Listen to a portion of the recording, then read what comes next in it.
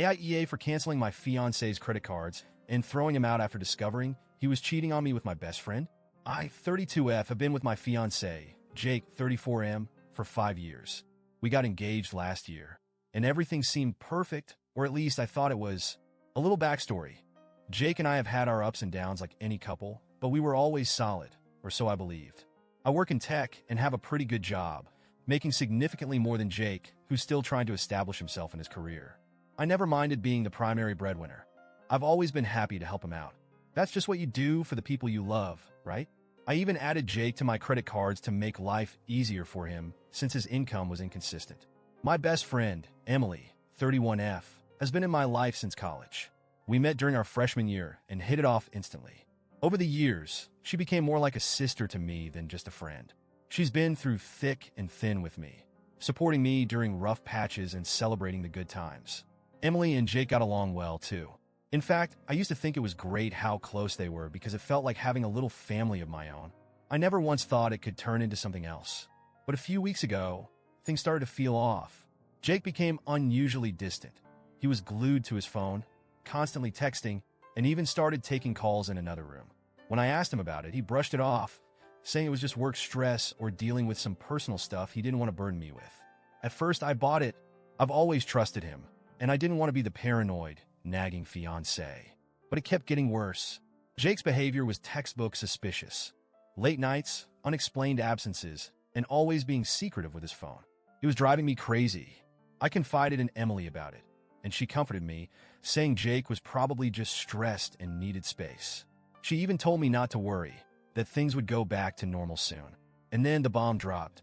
One night, after Jake came home late again, he fell asleep on the couch with his phone right next to him. My gut was screaming at me that something wasn't right. I know some of you will judge me for this, but I picked up his phone. He didn't have a password because he always said he had nothing to hide. Well, that night I discovered he had been hiding a lot. I found a series of explicit messages between Jake and Emily. They were talking about meeting up behind my back, about the things they'd do together, and worst of all, about a future they were planning. One that clearly didn't include me. I felt physically ill reading their messages, my heart pounding out of my chest. I couldn't believe the two people I trusted most in the world were doing this to me.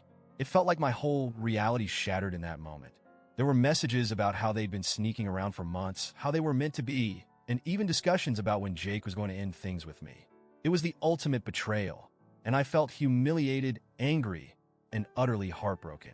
The next day, when Jake was at work, I decided I wasn't going to sit around and wait for him to throw my life into further chaos. I canceled all his credit cards that were under my name, removed him from our joint account, and immediately changed the locks. I wasn't about to let him waltz back in after what he'd done. I packed up all his stuff and put it in a few suitcases on the porch with a note telling him to never contact me again. When Jake got home, he was furious. He banged on the door, yelling and calling me names, accusing me of being vindictive and cruel. He kept shouting that I was overreacting and that we needed to talk this through like adults. But honestly, I didn't see the point in talking. What was there left to say after what I saw? Emily, my so-called best friend, hasn't said a word to me since. Not even an apology or an explanation. It's like she's vanished off the face of the earth, and honestly, I hope she stays gone.